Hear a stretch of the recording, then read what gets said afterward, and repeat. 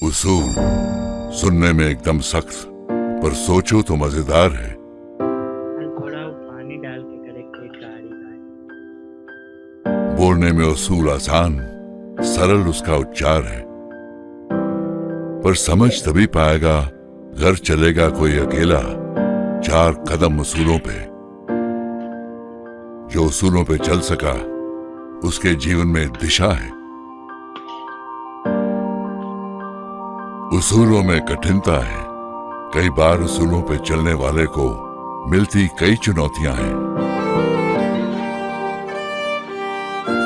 नामुमकिन तो नहीं, पर काफी मुश्किल है उसूलों पे अकेले चलना। सिर्फ उसूल भी अकेले कहां कुछ कर पाते हैं, साथ तो उन्हें भी चाहिए उसूलों पे चलने वालों का। उसूलों पे अगर सब साथ चलें तो उसूल उसूल नहीं, उससे कई ज्यादा है। साथ चलें तो उसूल परंपरा है, संस्कृति है, सामाजिक संपत्ति है, जिस पे निर्भर हो सकती है आने वाली कई पीढ़ियां। कीमत भले उतनी ही चुकानी पड़े उसूलों की, पर साथ चलें तो उसूल पूरा पैसा वसूल है। साथ चलें जो उसूलों पे, उनके जीवन में सफलता है। उसूलों पे साथ चलना मेरा, तुम्हारा, हम सबका इसी में फायदा है। स्वर्ण आदर्श अभियान एक औद्योगिक पहल। Hello everyone, this is Kunal Shah from Nirmal Bang Securities and हम बेसिकली ऐसे दौर में जैसे सबको इंटरेस्ट है गोल्ड में, आज क्या होने वाला है। पूरा जवेरी बाजार शांत हो गया है गोल्ड के प्राइस देख के। किसी ने एक्सपेक्ट, बहुत कम जन ने एक्सपेक्ट किया होगा कि 71,000 वो भी अप्रैल महीने में ही आ जाएगा। ईयर स्टार्ट होते ही हमने 71,000 के रेट्स आते हुए देखे हैं। So everyone wants to know आगे क्या लग रहा है। और दूसरा हम जो आपको एक्सप्लेन करने वाले हैं वो प्राइस रिस्क मैनेजमेंट है।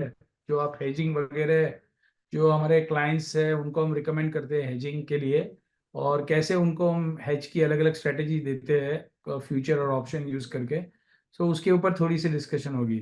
सो सबसे पहले हम बात करेंगे गोल्ड के आउटलुक के बारे में और रोड कहाँ है, क्योंकि सबको यही जानने में इंटरेस्ट है कि गोल्ड का आउटलुक क्या होगा।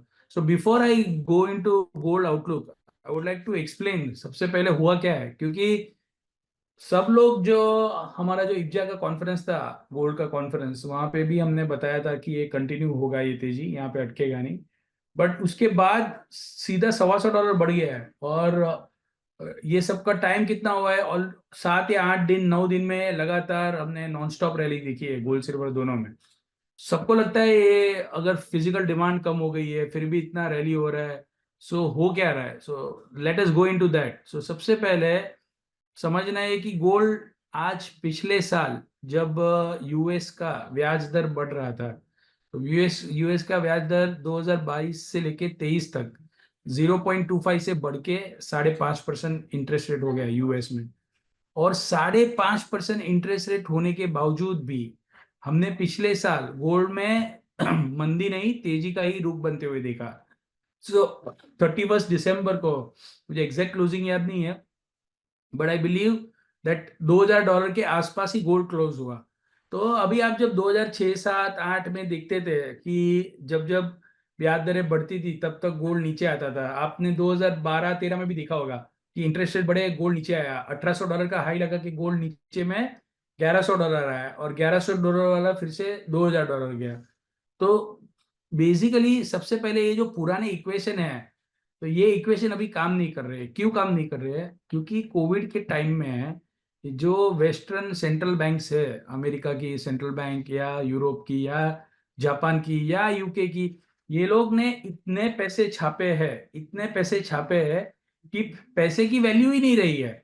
सो बेसिकली 7 से 8 ट्रिलियन डॉलर की टोटल प्रिंटिंग हुई है 6 महीने में, वो कोविड के टाइम में। तो ये जो पैसा है ये सर्कुलेट हो रहा है पूरे वर्ल्ड में, सिस्टम में सर्कुलेट हो रहा है। कभी ये इक्विटी में जाता है, कभी बिटकॉइन में जाता है, कभी गोल्ड सिल्वर में जाता है, कभी फिर से इक्विटी में जाता है। There is a constant rotation of this money in all asset class. अगर आप गोल्ड और सिल्वर को देख के हैरान रहे हो तो आपको तो ये भी हैरान होना चाहिए gold all time high, silver all time high, bitcoin all time high, Nasdaq all time high, Dow Jones all time high, India Nifty all time high. भाई हो क्या रहा है? आप समझ रहे हो मैं क्या कहना चाहता हूँ? सो सब चीज, कोई कोई रीजन फाइंड करने की कोई जरूरत नहीं है। जो चीज में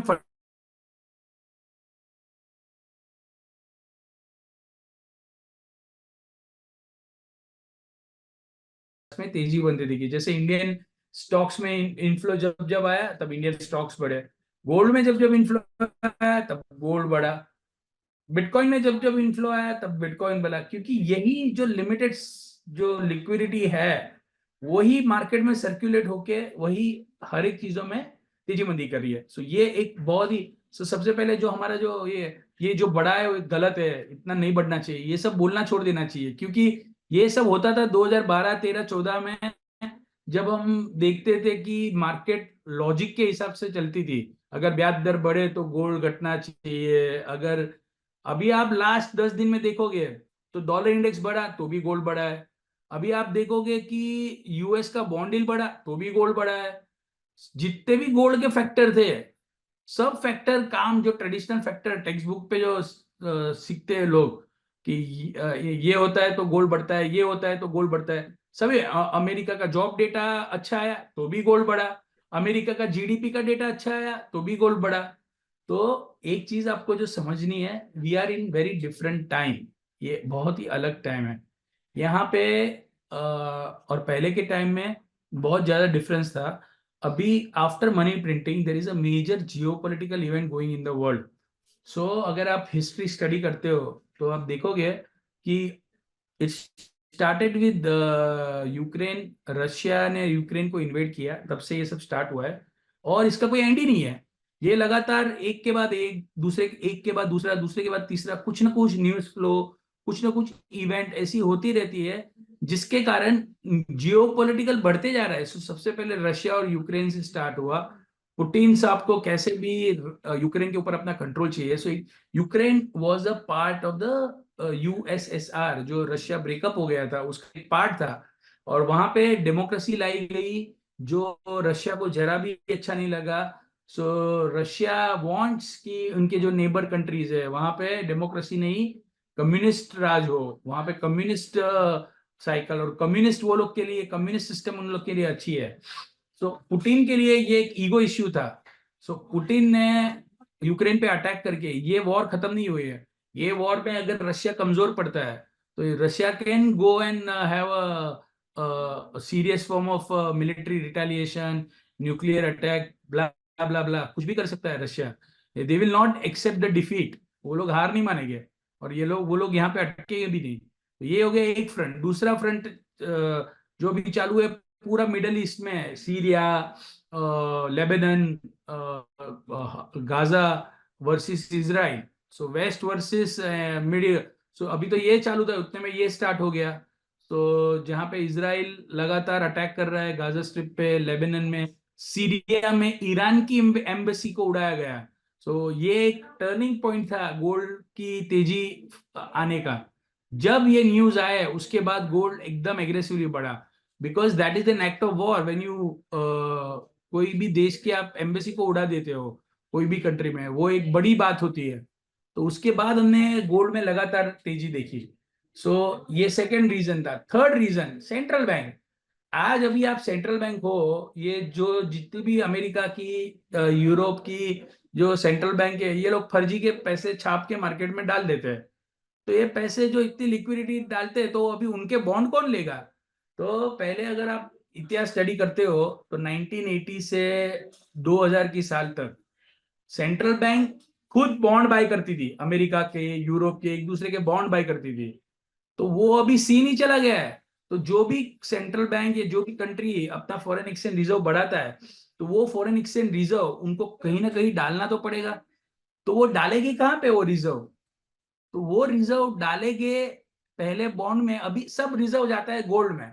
सो 10 साल का आप इतिहास देखोगे तो 10 साल में सेंट्रल बैंक हर साल 300-400 टन गोल्ड बाय करती थी, अभी 1000 टन गोल्ड बाय कर रही है। आप मेरी ये बात गौर से, 1000 टन 2 साल से वर्ल्ड की सेंट्रल बैंक ही गोल्ड बाय कर रही है, क्योंकि उनको अभी कोई मॉनेटरी सिस्टम पे भरोसा नहीं है। तो उनके लिए बच क्या गया है? Gold. Gold is a store of value. तो only thing they are buying right now is gold.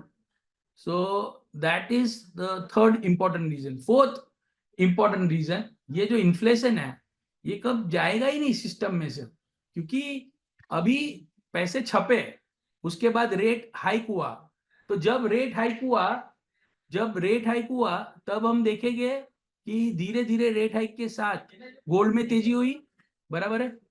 और जैसे जैसे रेट हाइक होके वहां पे स्टेबल हो गए, उसके बाद भी गोल्ड में तेजी हो गई। अभी बात चल रही है रेट कट की। तो रेट कट में नई लिक्विडिटी और आएगी, नया इन्फ्लेशन और आएगा, डॉलर कमजोर और होगा। तो ये सब चीज जो जुलाई अगस्त में होने वाली थी वो मार्च महीने में ही हो गई। तो मेरी राय में अभी यहाँ से गोल्ड में मुझे एक 25 से 30 डॉलर, 2400 10-20 डॉलर तक मैक्सिमम अपसाइड लग रही है।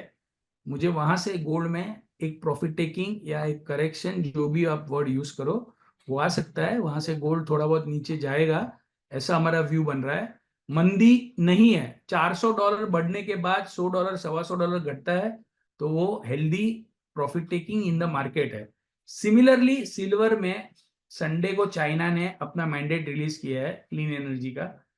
तो चाइना क्लीन एनर्जी में इन्वेस्ट कर रही है। सो अगर आप देखेंगे तो लगातार क्लीन एनर्जी में जो इन्वेस्टमेंट हो रहा है उसमें सबसे बड़ा बेनिफिशियरी है सिल्वर, क्योंकि सोलर जो डिमांड है, सोलर में जो सिल्वर का यूज होता है सोलर पैनल में, वो और बढ़ेगा। सप्लाई 2 साल से सिल्वर में डिमांड और सप्लाई के बीच में 12% का डिमांड ज्यादा है, सप्लाई कम है। सो 12% का डिफरेंस आ रहा है 2 साल से। सिल्वर भी कभी ना कभी बढ़ने ही वाला था। सो सिल्वर मुझे लग रहा है 85,000, 86,000 पे इंडिया में एक बार पॉज लेना चाहिए। वहां से प्रॉफिट टेकिंग आ सकता है 78 77 तक। पर ध्यान, तेजी ही है दोनों में। मुझे लग रहा है जो स्पीड में दोनों चीजें बढ़ी है, तो उसके बाद थोड़ा सा प्रॉफिट टेकिंग आने की गुंजाइश है। और प्रॉफिट टेकिंग आएगा मार्केट में, but it will be a healthy correction in the bull market. So कहीं ना कहीं 2400 24 20 $15 के आसपास हम देखेंगे कि गोल्ड पीक आउट हो जाएगा। और कहीं ना कहीं चांदी अराउंड $29 $29.50 के आसपास चांदी टाइम बीइंग के लिए पीक आउट हो जाएगी। उसके बाद करेक्शन देखने मिल सकता है $100 $150 $100 का गोल्ड में। और उसके बाद चांदी भी मुझे लग रहा है करेक्शन देगी $25-26 के बीच के आसपास।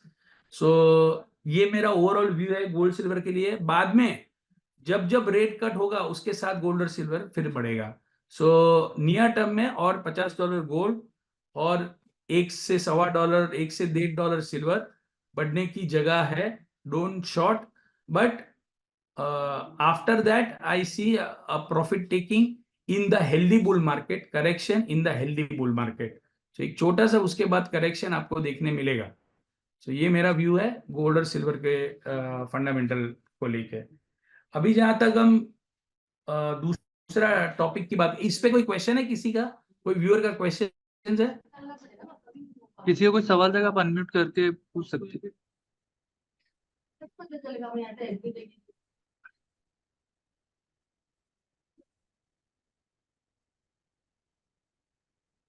आई थिंक कुणाल जी किसी का नहीं, आप कंटिन्यू कीजिए, एंड में अपन क्वेश्चन सेशन।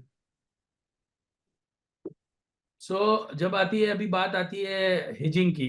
यहाँ पे रिफाइनर्स है, गोल्ड इंपोर्टर्स है, गोल्ड ज्वेलर्स है।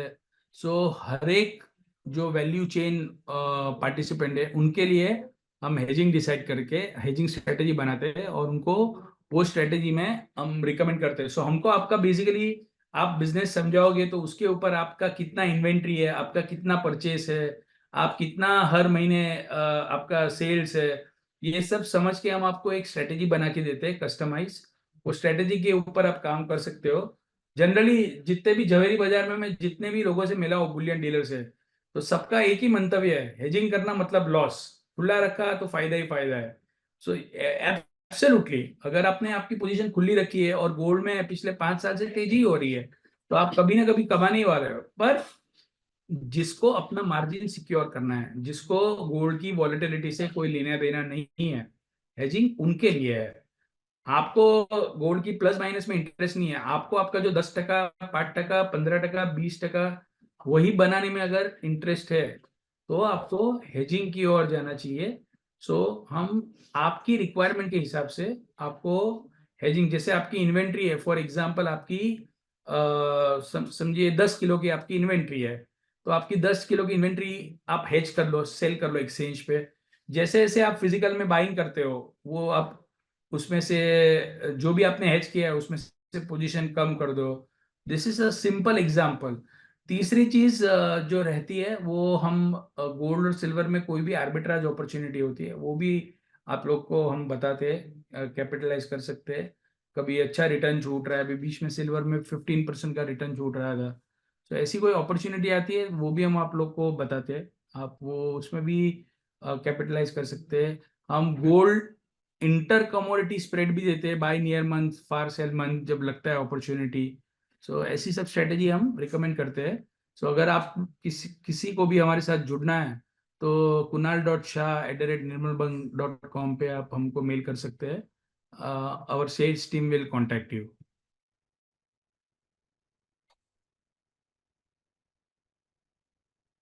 तो आई थिंक सौरभ भाई, I have done the needful. Chetan ji, आपको कोई एनीवन हैव क्वेश्चन एनी है तो आप क्वेश्चन? हैंड रेज के अनम्यूट करके पूछ सकते Yeah, good afternoon, Kunal ji. Can you hear me? हैं। ये ऑडिबल सर, ऑडिबल। चेतन जी, आपका आवाज नहीं आ रहा है बराबर मुझे। आ रहा है अभी? हाँ आ रहा है सर। Kunal ji, हाँ can you Chetan ji, listen me? Yeah, yeah. या अच्छा, बोलिए कुणाल चेतन जी, जी। जस्ट दो क्वेश्चन थे। एक मैक्रो लेवल इकोनॉमिक्स पे था कि जैसे आपने बोला कि US is the major country जिसने करेंसी प्रिंट की है और सर्कुलेट की है, तो उनके पास कोई ऐसी मॉनेटरी पॉलिसीज नहीं है जिससे वो लिक्विडिटी वापस टाइट कर सके बेसिकली, जैसे अपने इंडिया में रेपो आरबीआई करती है इंटरफेरेंस। एक वो क्वेश्चन था। Hmm and second hmm was like specific to wholesale business community के होलसेलर्स क्या करते हैं कि बहुत बार जब सेल्स करते हैं तो they don't cut the price, basically वो ऐसे ही लाइक माल अप्रूवल पे देते हैं या इस पे देते हैं, तो उसके लिए आप क्या हेज स्ट्रेटेजी सजेस्ट करोगे बेसिकली? एक मिनट है sir.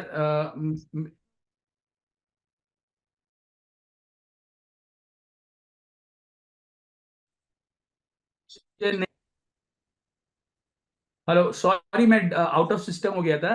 Can you please ask me again? Sorry Chetan भाई, या या फिर या से पूछ सकते? कुणाल भाई, या sure.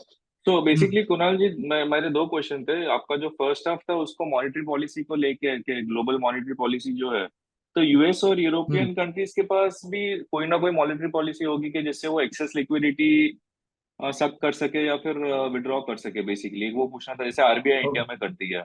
Okay, so and to what पिछले लेवल 1.5 साल, बेसिकली? ओके, पिछले 1.5 साल से ये लोग ने अपना जो बॉन्ड, ये लोग जब लिक्विडिटी छापते हैं तब अपना बॉन्ड खुद बाय करते हैं और अपनी बैलेंस शीट पे दिखाते हैं, बराबर है। राइट, सो राइट। जब उनको लिक्विडिटी मार्केट में से निकालनी होती है, तो वही बॉन्ड ये लोग मार्केट में बेचते हैं। तो जब ये मार्केट में बेचने के लिए आते हैं, बराबर है, तो बॉन्ड मार्केट में जब सेल ऑफ होता है तो यील्ड ऊपर चली जाती है। तो हर मंथ पिछले 1.5 महीने से $95 बिलियन के बॉन्ड यूएस मार्केट में बेच रहा है। ओके, सो यूएस की बैलेंस शीट $9 ट्रिलियन की थी, वो आज है $7.5 ट्रिलियन की।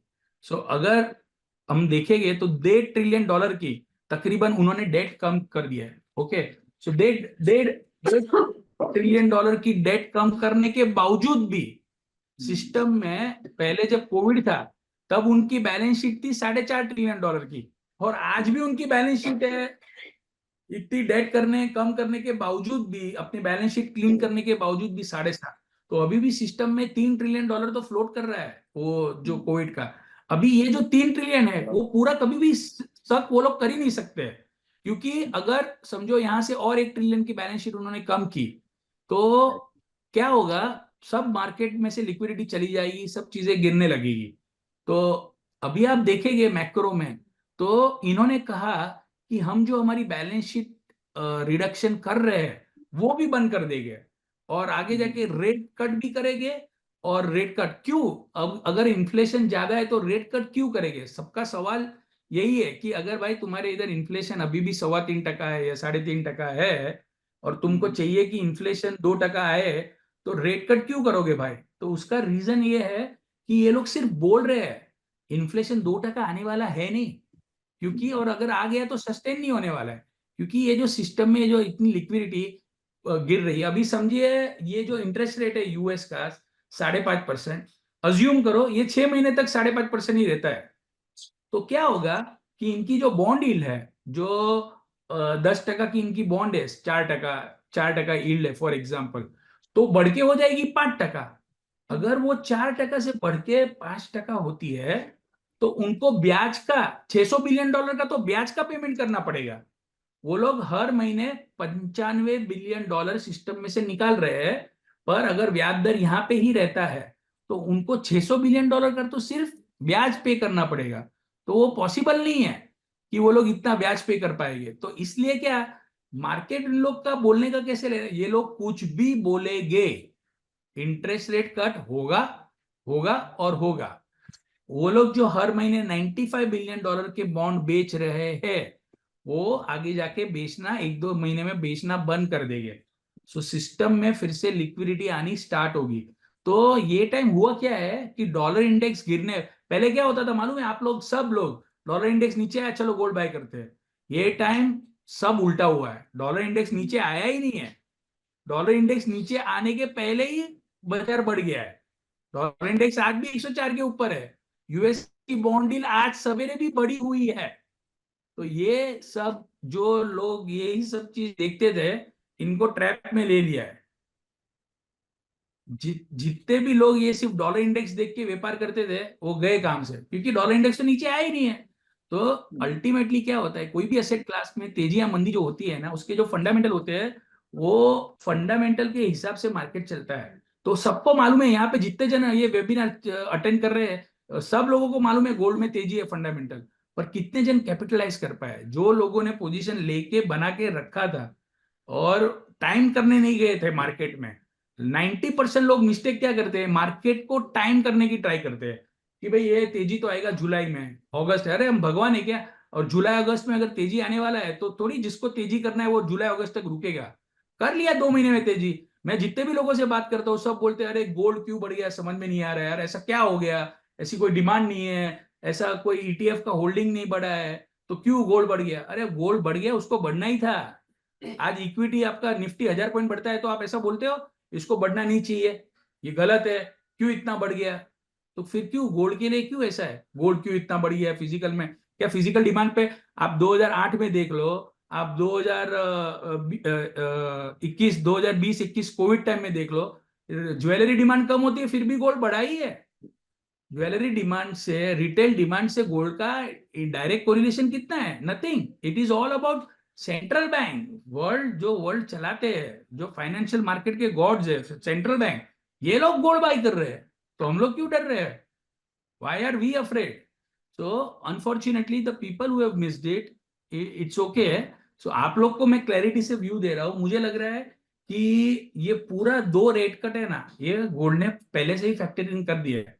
सो अगर फेडरल रिजर्व मई या जून महीने में रेट कट करता है तो वो आज ही हो गया पूरा, $2400 में सब आ गया, 2 रेट कट आ गए, सब आ गया, डॉलर इंडेक्स 103 आ गया।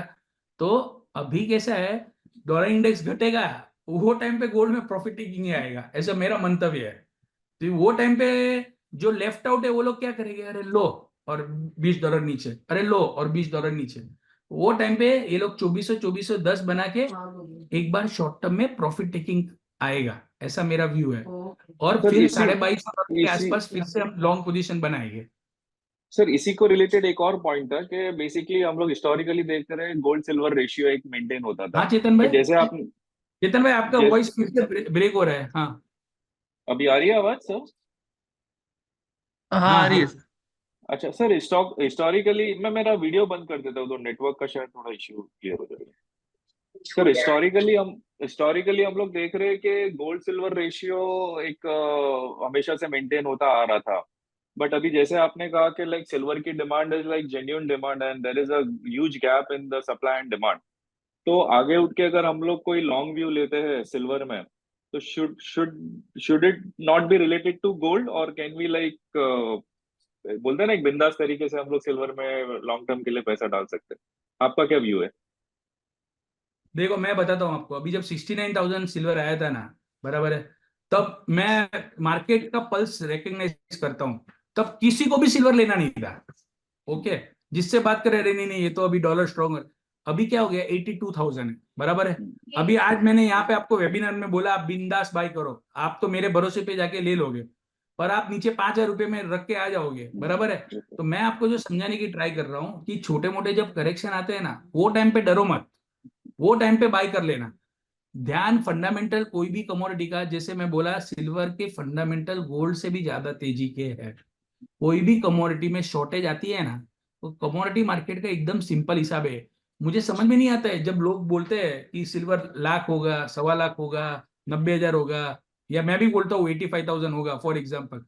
तो शॉर्टेज का कोई भाव नहीं होता है कमोडिटी में, वो कुछ भी हो सकता है। अगर उसकी डिमांड ज्यादा है और सप्लाई कम है, और वो सप्लाई कम 2 साल के बाद 3 साल, नेक्स्ट साल भी समझिए 10% का डेफिसिट है, बराबर है, तो एक बार स्क्रैप आता है मार्केट में, तब मार्केट नीचे आता है।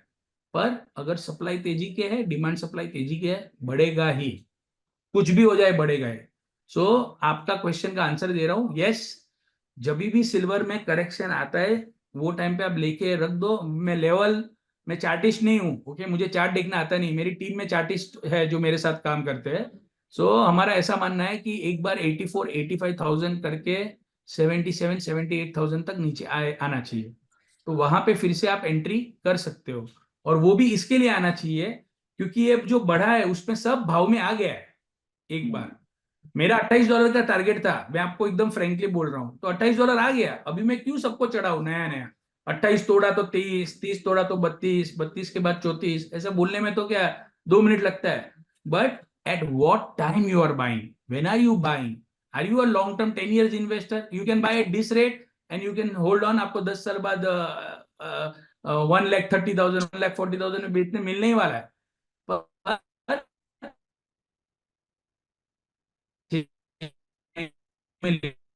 आप ले रहे हो वो, तो 80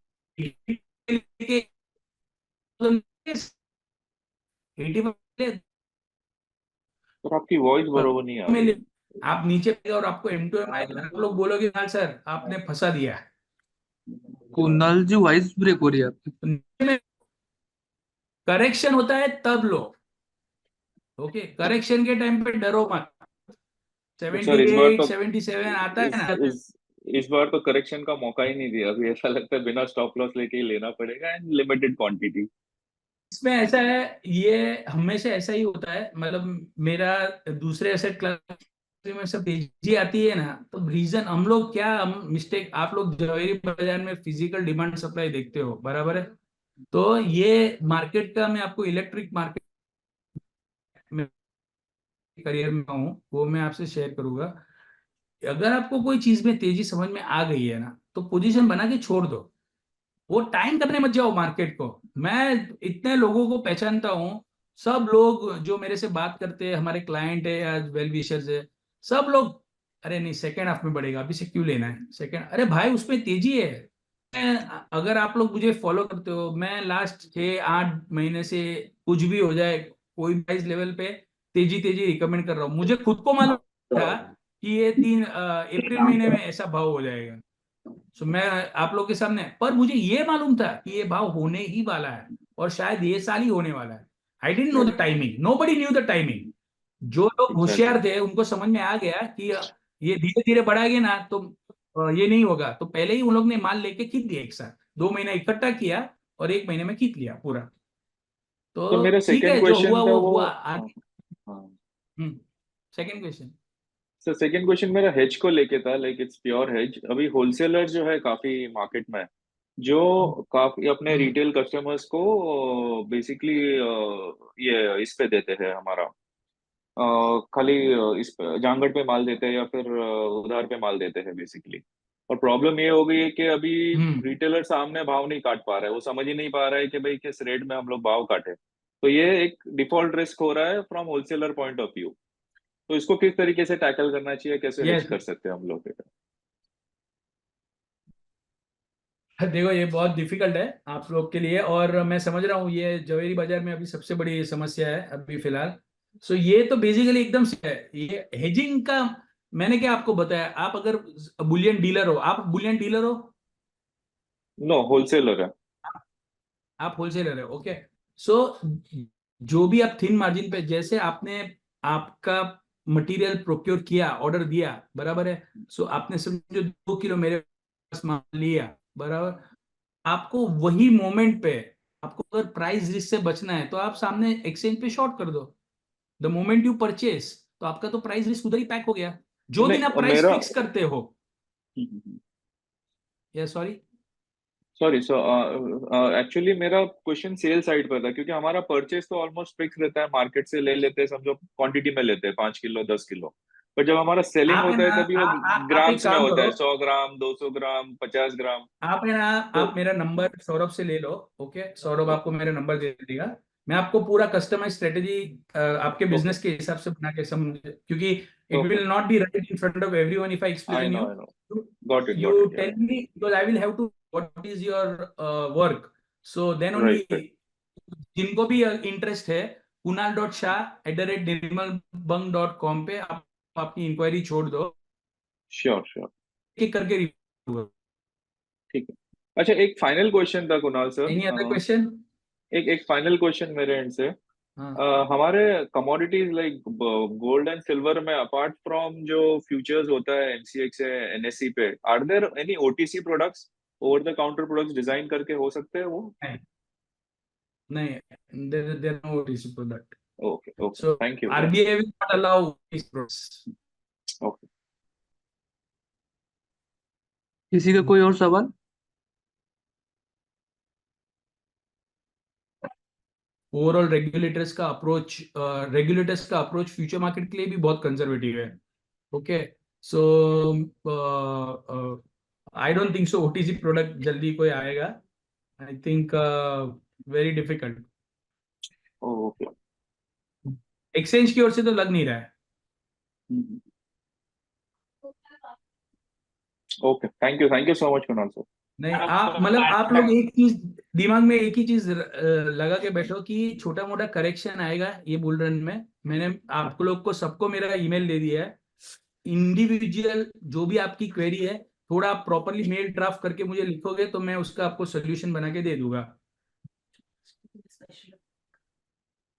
कुणाल जी, चैट बॉक्स में आपका ईमेल आईडी डाल दीजिए ना। पुनः कि हाँ, ओपन चैट बॉक्स में डालू? ओके, एक हाँ, मिनट। किधर है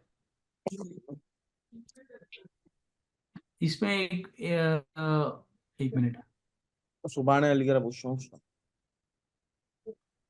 मुझे क्या लगा बंद करा है। हमने हमने बेसिकली हमारे इधर जो एनालिस्ट है, उन्होंने सिल्वर पे भी अभी रिपोर्ट निकाला था 1 महीने पहले, $28 का। तो हम हमारे रिपोर्ट भी निकालते हैं इब्जा के साथ। इब्जा का जो मॉर्निंग का रिसर्च रिपोर्ट है वो हमारी टीम बनाती है। Okay, so we are research and knowledge partner for IBJA from last 4 years। तो आप लोग, मैं आप लोग से ये भी रिक्वेस्ट करूंगा, आप लोग के लिए बिजी होगा पर आप थोड़ा टाइम मिलता है तो एक नज़र ऊपर ऊपर से घुमा लो वो रिपोर्ट पे हम लोग क्या लिख रहे हैं। हम वो रिपोर्ट बनाने के लिए दिन का 1-1.5 घंटा वेस्ट करते हैं सवेरे। सो आप लोग वो भी थोड़ा बहुत देख सकते हो। और IBJA is specially providing you this service. उसमें हम लोग व्यू लिखते हैं, technical chart, technical point, currency क्या लग रहा है, वो सब लिखते हैं। वो भी आपको हेल्प करेगा। और एक मिनट है, ये किधर लिखूं सौरभ, मेरे को मिल नहीं रहा है। 15-20 मिनट बाद है। हेलो। पार्टिसिपेंट के बाजू में सर चैट का ऑप्शन है ना। Okay, 1 minute. राइट में नीचे आएगा कुणाल भाई, नीचे राइट में। 1 मिनट, पार्टिसिपेंट भूल गया, 1 मिनट। पार्टिसिपेंट सर क्लोज कीजिए, उसके बाद आपको शो करेगा। हाँ, चैट मिल गया, मिल गया। हाँ। तो इसमें तो एवरीवन इन मीटिंग डाल लिया, ओके। ओके।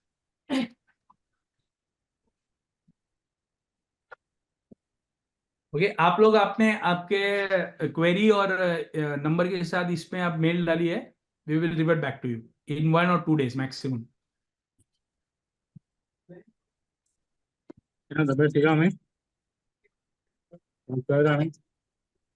हाँ सर बोलिए ना। बोलिए सचिन जी।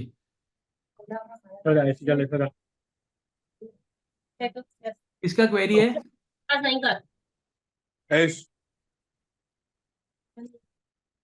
हेलो, किसी का कोई सर और सवाल है? कुणाल सर, हाँ बोलो हाँ बोलो। विजय जी बोलिए ना। हाँ विजय जी। सर मैंने जैसे मैं रिटेलर हूँ। हम्म। मैंने होलसेलर से माल ले लिया और अब भाव बढ़ा हुआ है, तो इसको कैसे मैनेज करें सर, कटवाना है तो। आपने होलसेलर से माल लिया है, जी सर। बराबर है, और आपने जो दिन लिया वही दिन आप समझो फॉर एग्जांपल आपने आज आज लिया है 70,000 में, आप होलसेलर 70,000 में आपने होलसेलर से बाय किया है, मैं बराबर। 65 के आसपास में लिया था। पर आपने है बाद में तो हेज किया ही नहीं। नहीं सर। हाँ, तो अभी राइट टाइम है, अभी आप एक्चुअली धीरे धीरे करके जो आपकी जो इन्वेंट्री है, बराबर है, हम्म फॉर एग्जांपल आपकी 10 किलो की इन्वेंट्री है, बराबर, हम्म तो आपने 10 किलो गोल्ड एमसीएक्स पे शॉर्ट कर दिया, एग्जांपल दे रहा हूँ आपको मैं। समझो अभी ये 10 किलो गोल्ड आपने 65 में लिया था, आज आपको 71 में बेचने मिल रहा है, आपने बेच दिया सामने। अभी आपका 1 किलो फिजिकल मार्केट में गोल्ड बिका आज, बराबर है, तो आप वो जो 10 किलो आपने बेचा है वो उसमें से 1 किलो आप फिर से बाय कर लो, तो आपका 9 किलो ही रहेगा। तो ये क्या हो गया, ये जनरली क्या है, बेसिकली हेजिंग है ना, जो आज आपके इधर जो टाइटन है या जो भी कल्याण ज्वेलर्स, जो जितने भी बड़े बड़े ज्वेलर्स है, तो मैं नाम नहीं कहूंगा, हमारे साथ भी ऐसे आपके जवेरी बाजार के बड़े ज्वेलर्स एसोसिएटेड है, तो वो हाँ लोग देखो मैडम आई है। हम्म, वो लोग अपनी इन्वेंट्री जो है उसको 90% हेज रखते हैं, तो फ्यूचर्स और ऑप्शंस के द्वारा। ओके, सो ये लोग क्या करते हैं, अपनी जो इन्वेंट्री है, समझो उनकी इन्वेंट्री है 100 टन की, तो 100 टन में से 50 टन इनकी गोल्ड मेटल लोन में उनका हेजिंग रहता है, तो 50 टन में से 100 में से 50 मेटल लोन में, और 50 जो बैलेंस है उसमें से 40 किलो वो लोग एक्सचेंज पे हेज रखते हैं। सो M2M आता है, M2M भरते रहते हैं, जैसे वो फिजिकल में बाय करते हैं और जैसे जैसे उनका माल बिकता है ऐसे वो एक्सचेंज में से धीरे धीरे अपना हेजिंग पोजीशन कम करते जाते हैं। सो ये बेसिकली एकदम सिंपल मैथ्स है, इसमें कोई रॉकेट साइंस नहीं है। आपकी इन्वेंट्री है, उसको आप हेज करो, जैसे आपका सेल होता है वो आप इतनी पोजीशन आप धीरे धीरे अनवाइंड करो, आप फिर से नया 2 किलो गोल्ड लोगे और 2 किलो हेज कर दो। सो ये अगर आप रिलीजियसली करते रहते हो तो आपका जो मार्जिन है एज अ ज्वेलर, आपका मार्जिन होगा making charges, okay, whatever that is your margin. So आप आपके मार्जिन के ऊपर ही आपका फोकस है, तो this is how you can do it, this is a pure hedging. पर जनरली क्या है, जो ज्वेलर्स है इनको कैसा है कि गोल्ड के प्राइस तो बढ़ने ही वाला है और बढ़े ही है इतने सालों से, तो जनरली सबका मानना ऐसा है कि हेज बेच क्यों करने का, खुला ही रखने का। तो हर एक चीज का प्लस और माइनस चीज माइनस भी होता है। सो आपके इन्वेंट्री में अभी आपको गेन हो गया, बट इन केस 65 का जब 60 होता है तो वो टाइम पे आपका बिजनेस पे मार्जिन पे हिट आता है, तो आपको ऐसा लगता है, तो ये मैं ऐसा नहीं बोल रहा हूँ ऐसा करो ही, जिसको हेजिंग प्योर सिर्फ मार्जिन पे फोकस करके धंधा ही करना है, जैसे बड़े बड़े ज्वेलर्स है, मुझे नहीं लगता है कि उनको उनका बिजनेस करना है, उनको गोल्ड प्राइस की तेजी मंदी में पैसा कमाने में कोई इंटरेस्ट नहीं है, और इसीलिए उनके शेयर के प्राइस डबल ट्रिपल हुआ है। आप टाइटन देख लो, आप कल्याण देख लो, सेंको देख लो, जितने भी ये लिस्टेड ज्वेलर्स है, because they are focused on their business, not on the gold price direction, so they will not, they are not bothered, उनको तो गोल्ड के प्राइस बढ़ रहे हैं, जैसे आपके लिए सब ज्वेलर्स के लिए higher gold price is not good because आपका सेल बढ़ जाएगा, पर हम लोग खुश होते हैं, इन्वेंट्री तो है ना भाई, इन्वेंट्री पे पैसा है, but that is not right on the long term. If you want to expand your business तो वो अच्छा नहीं है। आप हेजिंग कर रहे हो तो ऐसे मैंने बताया, आप मुझे थोड़ा बाद में कांटेक्ट कर दो, मैं आपको डिटेल में समझाऊंगा, ऐसा है तो मेरी टीम आपसे टच में भी रहेगी और हम आपको गाइड करेंगे पूरा हेज कैसे करने का आपका।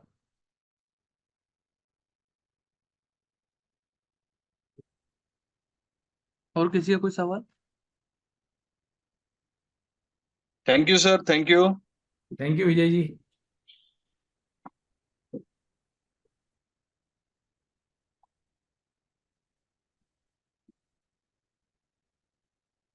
सो आई होप मैंने आप लोग की सब क्वेरी एड्रेस कर दी। आई थिंक सर किसी के क्वेश्चन भी नहीं है, अभी एंड करते हैं अभी सेशन।